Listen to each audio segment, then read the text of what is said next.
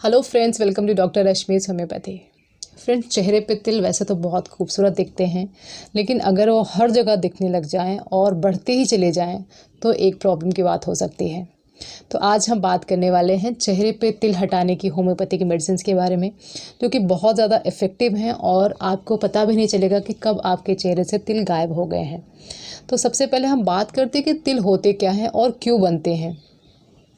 तो फ्रेंड्स, हमारी बॉडी में जो स्किन सेल्स होते हैं उसके लेयर्स में एक स्पेशल सेल्स होता है, मेलानोसाइट बोलते हैं, और वही हमारे स्किन को कलर देता है। तो वो मेलानोसाइट्स हमारे विटिश जो इंडियन स्किन होता है, इंडियन का गेहुआ रंग होता है इंडियंस का, तो वो कलर आता है मेलानोसाइट के कारण।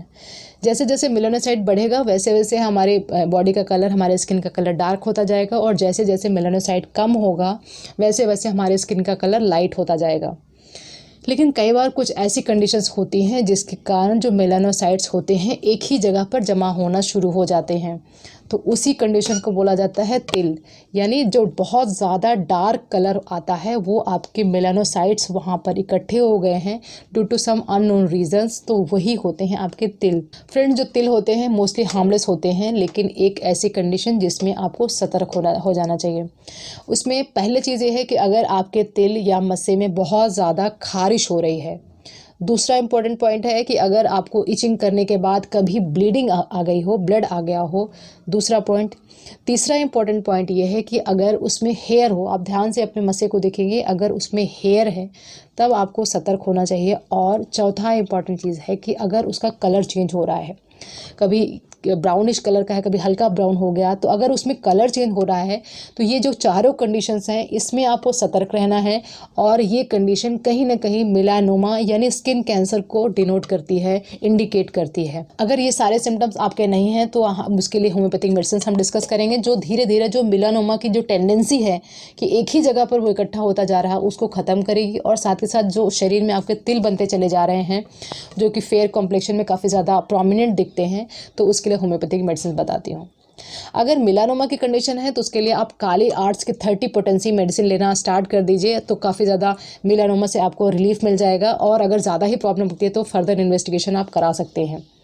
तो अब हम बात करते हैं कि अगर नॉर्मल तिल आपके शरीर में है, बिल्कुल कोई भी इसमें मेलानोमा के सिम्टम्स आपको नहीं मैच कर रहे हैं, तब आपको कौन सी मेडिसिन लेनी है। फ्रेंड्स, इसके लिए आपको मेडिसिन लेनी है। सबसे पहले 2 मदर टिंचर्स लेने हैं। एक है बेलिस पैरेंसिस का मदर टिंचर और थूजा का मदर टिंचर। इन दोनों मदर टिंचर को सुबह शाम आप उन जगहों पे लगाना है। फेस को अच्छी तरह से गुनगुने पानी से वॉश करने के बाद इस लिक्विड को फेस पे लगाना है। दिन में 2 बार अगर लगा सकते हैं तो बहुत अच्छा है, नहीं तो रात में सोने के टाइम पे इस लिक्विड को स्पेसिफिकली जहाँ पे आपको मेलानोमा, जहाँ पे आपको ज़्यादा तिल प्रोमिनेंट दिखते हैं उन एरियाज़ पे लगाना है। इसको लगाने से जो मेलानोसाइट्स वहाँ पे लगातार पाइलअप हो रहे हैं, इकट्ठे हो रहे हैं, वो कम होते हैं। इसके अलावा 2 मेडिसिन जो आपको इंटरनली लेनी है वो है कोलोफाइलम 30 और सीपिया 30।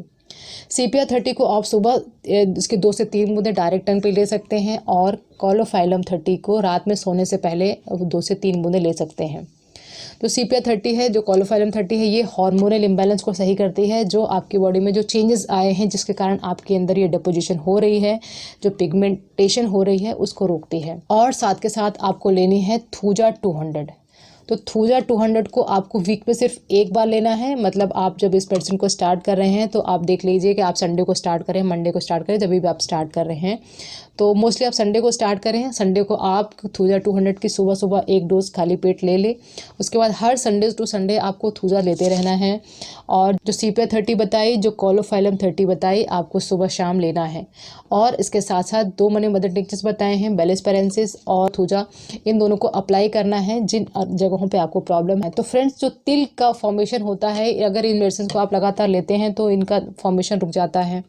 लेकिन इस बात का आपको ध्यान में रखना है कि आपको ये बहुत इंस्टेंट रिजल्ट नहीं मिलेगा कि आपने अभी लगाना शुरू किया तो 10 दिन के अंदर आपके तिल गायब हो जाएंगे। मैं फैक्ट्स की बात करती हूँ तो आपको कम से कम 2 से 3 महीने का टाइम लगेगा आपको रिलीफ मिलने में, आपको आराम मिलने में। कोई भी लोग इस मेडिसिन को ले सकते हैं, कोई भी फीमेल्स किसी भी एज में हैं वो इस मेडिसिन को ले सकती हैं। अगर कोई भी मेडिसिन मेंस्ट्रुअल प्रॉब्लम्स की चल रही है, प्रेगनेंसी की प्रॉब्लम की चल रही है, कुछ भी अगर प्रॉब्लम की चल रही है, तभी भी इस मेडिसिन को बिल्कुल सेफली आप ले सकते हैं। मेल्स के केसेस में भी ये मेडिसिन इक्वली इफेक्टिव है। अगर आपका किसी भी और मेडिसिन का ट्रीटमेंट चल रहा हो, कोई भी और डिजीज़ का ट्रीटमेंट चल रहा हो, तभी भी आप मेडिसिन को ले सकते हैं। ध्यान इस बात का रखना है कि जो भी आप मेडिसिन ले रहे हैं, होम्योपैथिक मेडिसिन ले रहे हैं, एलोपैथिक मेडिसिन ले रहे हैं, या अगर आप होम्योपैथिक मेडिसिन के बाद खाना खा रहे हैं, तो सभी चीज़ों के बीच में आपको आधे घंटे का गैप रखना है। मतलब आधे घंटे आगे पीछे आप खाना खा सकते हैं। आयुर्वेदिक मेडिसिन ले रहे हैं, एलोपैथिक मेडिसिन ले रहे हैं, उसके बीच में होम्योपैथिक मेडिसिन के बीच में आधे घंटे का आपको गैप रखना है। किसी भी और तकलीफ से गुजर रहे हैं, हाइपरटेंशन है, डायबिटीज़ है, कुछ भी और तकलीफ है, तभी आप इस मेडिसिन को ले सकते हैं। दूसरी बात, इंपॉर्टेंट बात ये बताना चाहती हूँ कि अगर आप धूप में निकल रहे हैं तो सनस्क्रीन का यूज़ ज़रूर करें, फेस को कवर करके निकलें और सन ग्लासेस भी यूज़ करें। इसको यूज़ करने से आपके फेस पे जितने भी मेलानोसाइट, क्योंकि धूप में निकलने पे एक्टिव हो जाते हैं, चेहरा इसीलिए काला पड़ता है, तो मेलानोसाइट एक्टिव नहीं रहें, इसके लिए आप फेस को कवर करके निकलें। आप बाहर से आ रहे हैं तो फेस को तुरंत ठंडे पानी से वॉश करें, जैसे जितनी भी गर्मी होगी चेहरे की वो निकल जाएगी।